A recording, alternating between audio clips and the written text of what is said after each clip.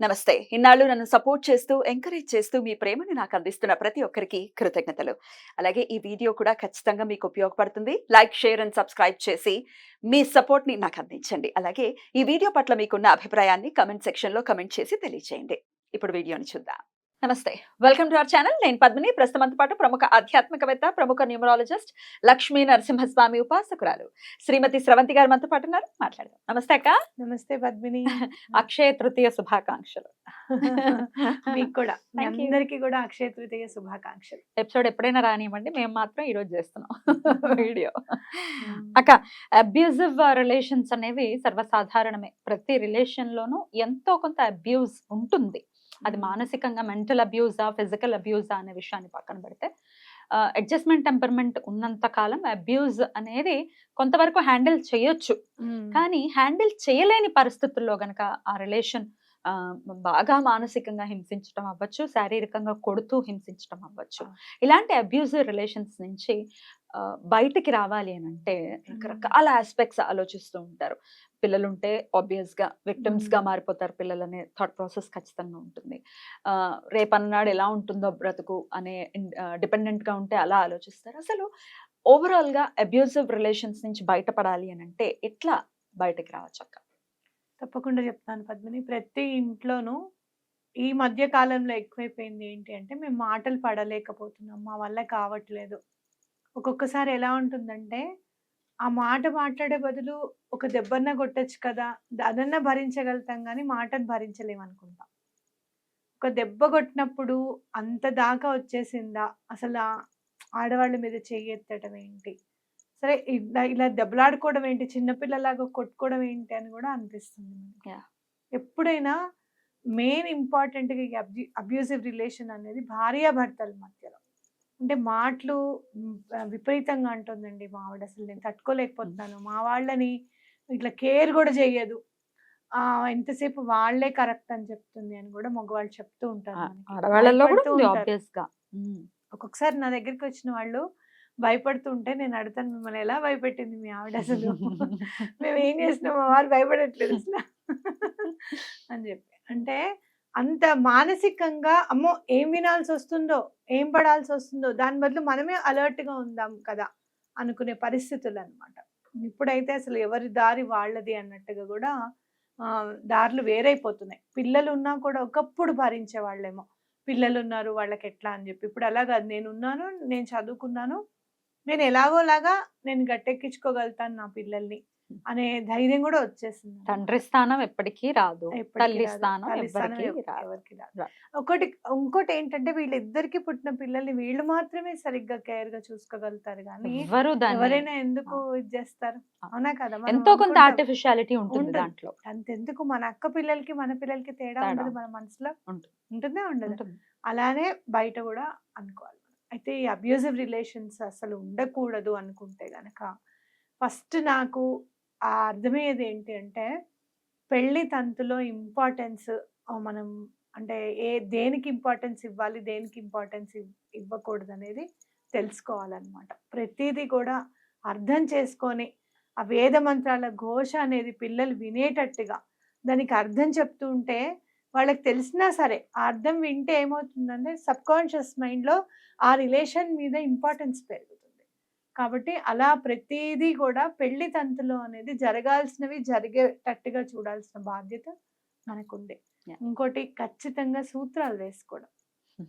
ఈ మధ్య అందరూ మానేసేది ఏంటి అని అంటే, సూత్రం లేకపోవడం, నల్లబూసలు లేకపోవడం, మట్టెలు లేకపోవడం, గాజులు ఉంటే మాకు ఇబ్బంది అని చెప్పి అనుకోవడం, ఇవన్నీ కూడా మెయింటైన్ చేసుకుంటూ వెళ్ళాలన్నమాట. అప్పుడు ఏంటంటే ఆరా ఒకటి క్రియేట్ చేస్తుంది, వీళ్ళిద్దరి మధ్యలో కూడా ఆరా ఒకటి క్రియేట్ అవుతుంది. దాన్ని బ్రేక్ చేయగలిగే శక్తి ఎవ్వరికి ఉండదు, ఏ మాటకి ఉండదు అనమాట. అయితే స్విచ్ వర్డ్ దగ్గరికి వస్తే కనుక మనం ఏం చేయాలి అని అంటే, ఇక్కడ 2 చేయాలి పద్మిని. ఒకటి, మ్యారేజ్ అయిపోయిన వెంటనే ఒక ఎనర్జీ సర్కిల్ని వేసుకోవడం, ఆ ఎనర్జీ సర్కిల్ వేసి ఇద్దరి పేర్లు రాయటం. అంటే ఇంకా మూడో వ్యక్తి అనేది ఎవరు కూడా అందులో నుంచి రారనమాట బయటికి. మూడో వ్యక్తి రారు, మూడో థాట్ రాదు. అంతే. ఇంకోటి, వీళ్ళిద్దరూ కూడా చక్కగా మేమిద్దరం మాకు ఇద్దరు అనేటట్టుగా ఉండాలి, ఒకళ్ళకొకళ్ళం అనేటట్టుగా బ్రతకాలి అనే ఆలోచన వీళ్ళకి కూడా కలుగుతుంది. ఎనర్జీ సర్కిల్ అనేది చక్కగా ఒక బ్యాంగిల్ తో వేసేసుకొని మీ ఇద్దరు పేర్లు రాసి పెట్టుకోండి. అంతే, అది పెట్టుకొని సర్కిల్ లో ఇద్దరు పేర్లు, మొత్తం పేరు రాయాలక్క ఇంటి పేరుతో సహా. మీరు ఎలా సిగ్నేచర్ చేస్తారు అలా. అనేది రాయండి. ఇంపార్టెంట్ ఏంటంటే మనకి మెయిన్ ఇప్పుడు ఫర్ సపోజ్ చూడు శ్రవంతి అనగా నేను అని వెంటనే వచ్చేస్తుంది థాట్ నాకు. అవును, సో అట్లా పిలిచే పేరుతోనే రాసుకోవచ్చు. రాసుకోవచ్చు. అలా ఇద్దరు పేర్లు రాసుకోండి, రాసి ఏం ముద్దు చేయాలి పేర్లు దాన్ని? రాయొద్దు. ఆ. ఇప్పుడు నన్ను ఏదన్నా వేరే వేరే పేరు పెట్టారు, పిలుస్తున్నారు అనుకో, అవి కాదు ఇంపార్టెంట్. మీ కొంచెం. వారు మిమ్మల్ని పిలిచేది కూడా కాదు అక్కడ. ఉమ్. మీ నేమ్, ఆధార్ కార్డ్ లో మీ పేరు ఏముంది, ఇది ఎలా మీరు రెస్పాండ్ అవుతారు వెంటనే పిలిస్తే ఆ పేరుతో అనేది రాసుకోవడం. రాసి ఏం చేయాలక్క పేపర్? ఆ పేపర్ ని ఎక్కడైనా హాల్లో, లివింగ్ రూమ్ లో ఎక్కడైనా మీకు మడత పడకుండా ఎగిరిపోకుండా పెట్టడం అన్నమాట. ఎక్కడైనా ఒక డ్రాలో కూడా పెట్టుకోవచ్చు, గోడకైనా స్టిక్ చేసి గోడకి పెట్టచ్చా? అతికించుకోవచ్చు. అయితే ఏంటి అని అడిగితే ఎవరికైనా ఎనర్జీ సర్కిల్ అండి ఇది అని చెప్పే అలవాటు మీకు ఉంది, పర్వాలేదు చెప్పొచ్చు అని మీకు అనిపిస్తే ఓకే. లేదు Right. అలా ఎవరైనా అడిగితే బాగుండదు కదా అని అనిపించినప్పుడు ఎక్కడైనా డ్రాలో పెట్టేసేయండి. ఇప్పుడు నాకు ఇప్పుడు అనిపించిన అంటే మీరు ఇది చెప్పిన తర్వాత నా మైండ్ లో ఫ్లాష్ అయినటువంటి ఐడియా ఇది. ఇప్పుడు అట్లా అడుగుతున్నారు అనుకుంటే ఇప్పుడు అంతా క్రియేటివ్ గా ఉన్నాం కదా మనం.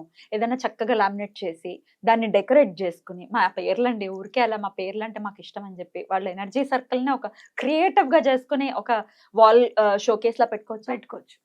తప్పకుండా నాకు ఇప్పుడు వచ్చింది పెట్టుకోవచ్చు. అలా చేద్దాము. అలా కూడా పెట్టుకోవచ్చు.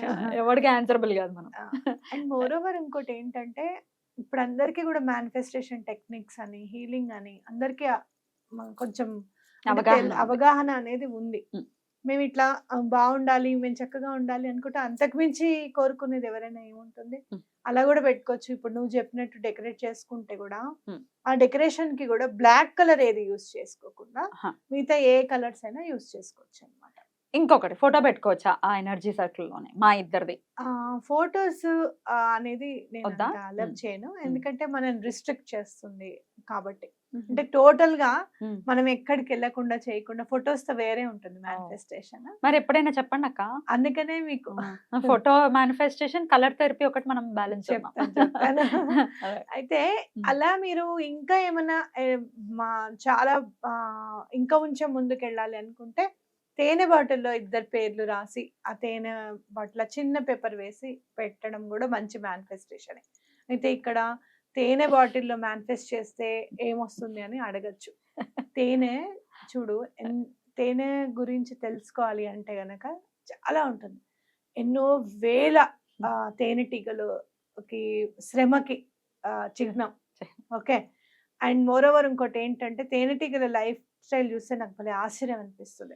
రాణి తీగ ఉంటుంది, అది చెప్పినట్టే వినాలన్నమాట. రాజైనా సరే మిగతా సైన్యం అయినా సరే అది ఎక్కడ పెట్టమంటుందో ఒక గూడుని ఎన్నుకుంటుంది, అక్కడే పెట్టాలి. ఇవన్నీ కూడా వేరే ఒక తేనెటీగ రెండు వైపులా ఉన్నాయనుకో, దేని సైన్యం దాన్ని గుర్తిస్తుంది అనమాట. ఇది అక్కడికి వెళ్ళదు, అవి ఇక్కడికి రావు. మళ్ళీ పెట్టేసిన తర్వాత అవి అయ్యో మేము దాచాం కదా ఇది మాది అన్న ఆలోచన ఉండదు. మొత్తం నిండిపోయిన తర్వాత అవన్నీ కూడా మళ్ళీ వెళ్ళిపోతాయి అన్నమాట.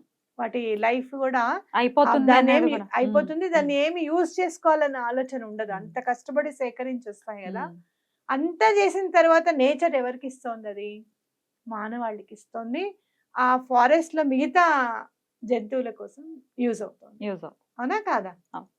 సో ఇదంతా మన జీవితం కూడా చూస్తే భార్యాభర్తలు ఎవరి కోసం కష్టపడతారు? పిల్లల కోసం కష్టపడతారు. దాచిన డబ్బు వాళ్ళు ఏమైనా తీసుకెళ్తారా? పిల్లలకు వదిలేసి వెళ్తారు. అవునా కాదా? సో అట్లాంటి జీవితం కావాలి మాకు. ఒకళ్ళ ఇంట్లో ఎవరన్నా కానివ్వు, వాళ్ళని ఒబే చేసి అరే వీళ్ళు మంచి చెప్తారు, వీళ్ళ మాట మనం వినాలి అనే అవగాహన, ఆలోచన రావాలి. ఇదంతా కూడా తేనెలో జస్ట్ 2 పేర్లు వేసేసి ఆ ఫ్యామిలీ పేర్లు అన్ని కూడా ఒక పేపర్లో వేస్తే ఆ నేచర్ అట్లా పనిచేస్తుంది. తప్పకుండా చక్కగా చెప్పారక్క. అంటే దీన్ని మాత్రం చాలా ట్రోల్ అవ్వబడింది. ఇది బాధ అనిపిస్తుంది. అంటే అది వాళ్ళకి హెల్ప్ అవ్వటం కోసమే చెప్పారు. ఎవరైనా కానివ్వండి, మనం పక్కన పెడదాం ఎవరు చెప్పారు అనేది. హెల్ప్ అవ్వాలి, ఒక సఖ్యత అనేది పెరగాలి భార్యాభర్తల మధ్య అన్న ఉద్దేశంతో చెప్తే ఇక రంధ్రాన్వేషకుల పనే ఉంది. వీళ్ళకి ఎవరైతే ట్రోల్ చేస్తున్నారు కదా, వాళ్ళని వెళ్ళి ఫ్యామిలీ కోర్టులో చూడమని చెప్పాలి. Issues ఎలా సంవత్సరానికి ఉన్నాయో. ఇష్యూస్ కాదు, Hmm. ఇష్యూస్ చాలా ఉంటాయి, ఇంకా పెరిగిపోయాయి. సంవత్సరానికి 4,000 నుంచి 5,000 కేసులు only in Hyderabad, only in Divorce Hyderabad cases. Divorce cases file అవుతున్నాయి. ఇవి చూసారనుకో, వాళ్ళు కూడా ఇంకా ఏమైనా రెమెడీ ఉందేమో అని వెతుకుతారు. అయినా బాధ. కలపడానికి ట్రై చేయాలి కదా ఏ ఇద్దరినైనా.